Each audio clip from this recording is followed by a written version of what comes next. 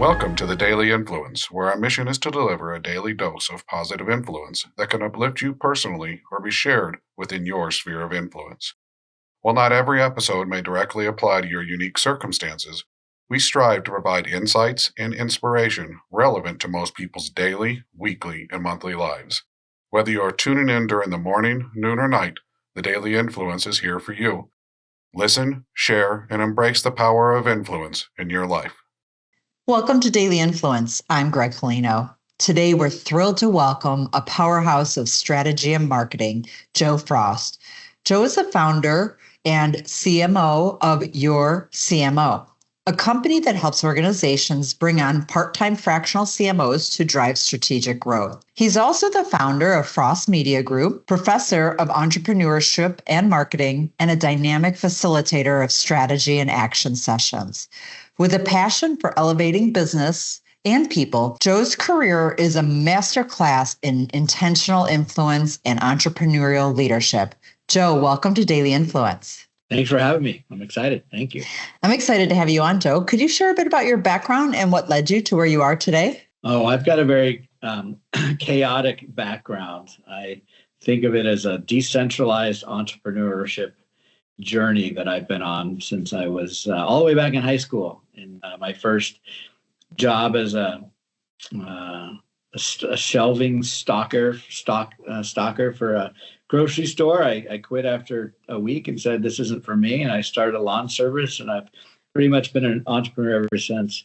I like to work on hard problems. I went to school for chemical engineering and got to see the big picture and the small details all at one glance. And I feel like entrepreneurship's a lot like that. I've had businesses in the mortgage space, the real estate space, the marketing space. And this journey that I've taken has been wonderful. I love going from 0 to 1, like get to that 1 million revenue and then hand it off to somebody else. Because the real challenge is in building it from scratch and trying to figure out what the market wants and needs, and which is a lot what marketing and chief marketing officers do these days, is try to understand what the market wants and needs. And it's moving so fast. And so that's probably what's brought me here at that fractional CMO business, is I get to now work with so many other businesses that are trying to figure that stuff out. And I think the journey that I've been on has been fun and exciting and gave me a lot of experience to share with others. That's awesome. You are a true entrepreneur, Joe. As someone who works with businesses to build strong marketing leadership, how do you coach leaders and teams to embrace the I, personal responsibility, within a collaborative team structure? Yeah, I mean, that's a great question. One of our core values is show up and own it. So it starts, I think, with the accountability that as the I, you have to show up and own your piece of the project, the puzzle, the work. And one of our other core values is elevate your peers. So as the I, you have to show up and be part of that elevation of all of your teammates and your peers. And I think that's kind of individually how you coach each leader and each member of the team. I really believe that, we don't have leaders and followers. We just have teams of leaders, and everybody's a leader in their own right and at every level of the organization. So we spend a lot of time and energy making sure that our team members feel like their personal core values collaborate with the company's core values. And there's oftentimes some core value conundrums there that happen and need to be appreciated and understood. And it's not always as black and white as we like to make it as leaders, that you either all in or all out. There's a lot more overlap there, and understanding where some of that lies. We have to agree on and adopt the company's core values. I think is that's what draws us to a company. But we have to also understand that individuals within a company might have some different values that don't completely match up, and there's some overlap there. So understanding your piece of that and your teammate is part of the way that we get everybody to collaborate and embrace working together inside the company and as a community. I love that. That's great advice, Joe. In your strategy and action sessions, how do you help individuals or businesses shift from being reactive to intentionally influential? What role does accountability play in this process? I think the biggest role is being very intentional about a cadence of accountability and planning. It's one of our 6 fundamentals at your CMO is having a cadence for planning and accountability. And by intentionally carving out the time to meet and think annually, meet and think quarterly, you go from a very reactive organization or team to a much more proactive teammate. But without that intentionality, without putting the time on the calendar, without bringing in the outside resources like what you guys do and what we do to help facilitate those conversations and bring those different perspectives, you can't transition from being reactive to proactive as easily. Yeah, that is so true. As a professor, what are the most important lessons you hope to instill on the next generation of marketers and entrepreneurs about influence and ethical leadership? That's a great question. So my parents were both teachers and I married a teacher. So teaching has been in my blood, but I do not have the patience that they do. And I have so much appreciation for teachers that work with students every day, all day long. As a professor, you get to kind of come in and pick and choose the class and the discussion that you want to have. I like to bring in real world examples into the classroom when I have a chance to teach.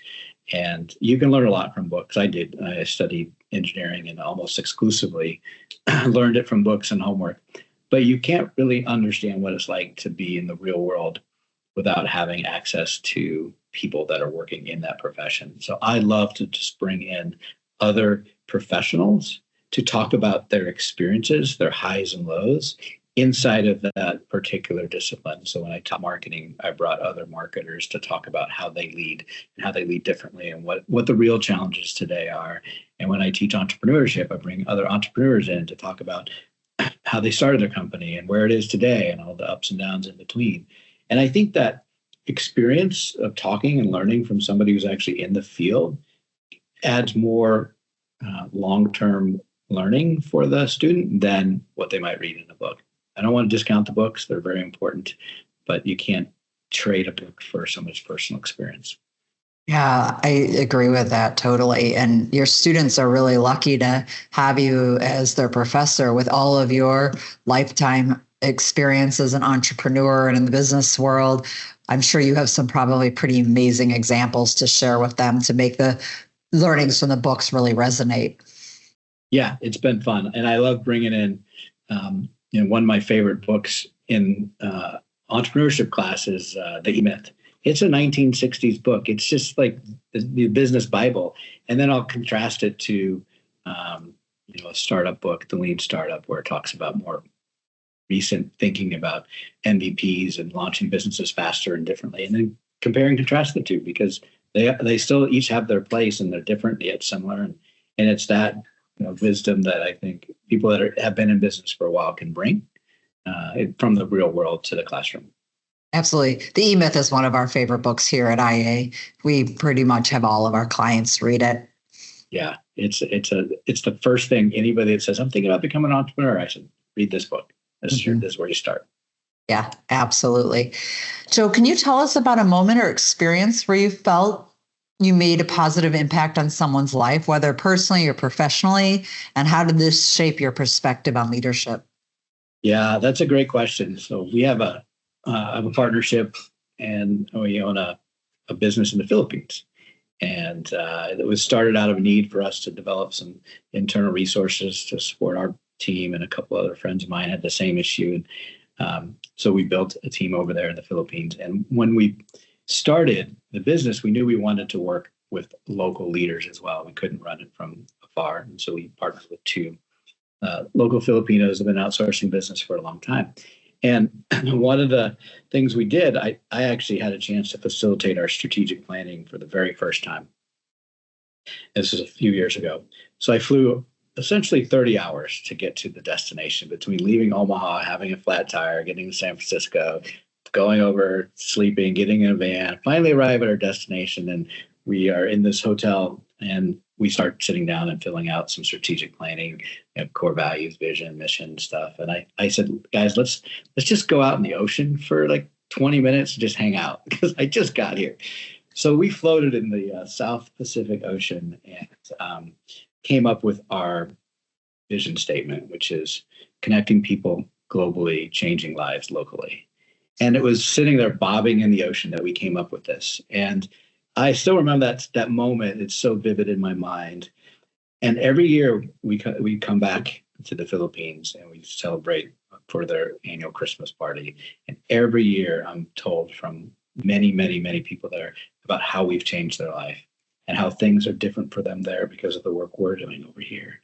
And it's so meaningful to hear that. And it all started with just, a 30-hour trip to the Philippines. And now we have 70 plus people that are their lives have been changed. But to make it even more exciting is in the US, for the companies that are working alongside, we are realizing that we're changing lives of team members over here and owners over here because they're having this global experience with work, and they're opening up themselves to a new culture, a new way of thinking. They're meeting people, and now they're coming over and visiting, and they're having these same connections with their teammates in the Philippines, and the life-changing capabilities of that. It's just so heartening to have happen, and it's a fun story to share. What a wonderful story, Joe. I love that. I mean, there's so many good nuggets in that, but just having the vision statement come right out of floating, it's so important to get out of the four walls of the office and think outside the box and have that bonding time. And it just came to you in such a short period of time. What a beautiful story. Yeah, we had to swim in fast and write it down before we forgot about it. But I'm sure. Joe, what message or words of encouragement would you like to share with our listeners who aspire to make a positive difference in the world? It's a great question. I find that positivity is it's hard for many people, and it's not maybe inherently natural for us sometimes to be positive, at least not all the time. And there are two things that always have helped me.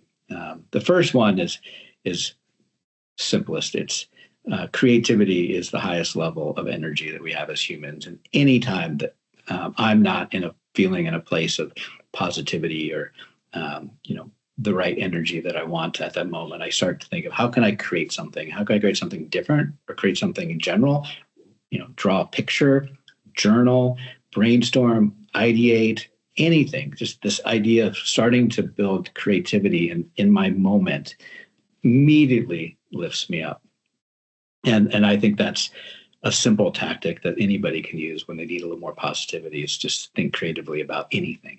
And then the second thing is also pretty simple, but it's gratitude. And I learned this 20 plus years ago, and I've shared it with each of my kids, that tactic of gratitude streaming, where you just simply share with somebody else. This takes another human to do it with. You could do it with AI, but not as effectively.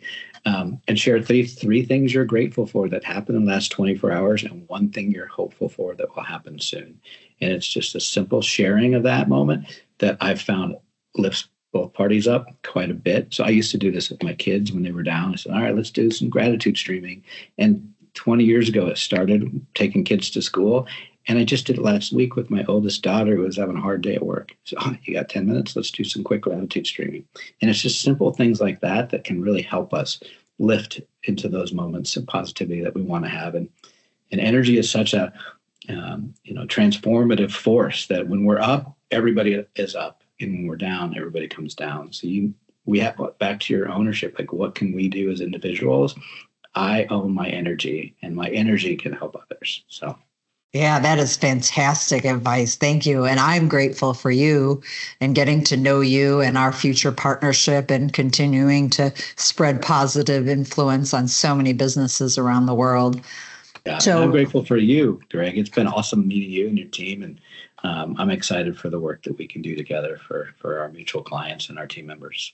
Absolutely. And Joe, I'm grateful for you sharing your journey and your wisdom with us. Your work shows that influence isn't about a title or a position. It's about it being intentional and staying curious and creative and lifting others as we lead. If our listeners want to get in touch with you, Joe, what is the best way to do so? I think the easiest way is on LinkedIn, Joseph Frost on LinkedIn, but you can reach out and call me Joe, because that's what deciphers for who knows me and who doesn't know me is by calling me Joe. All right, Joe. We'll put that information in the show notes. Joe, thank you so much for joining us today. Yeah, thank you too, Greg. It's been great. It has been. For our listeners, wherever you are, remember that your influence used with your responsibility can transform not only your path, but the lives of those around you. Keep showing up, keep learning, and never underestimate the power of one well-placed action. Have a great day.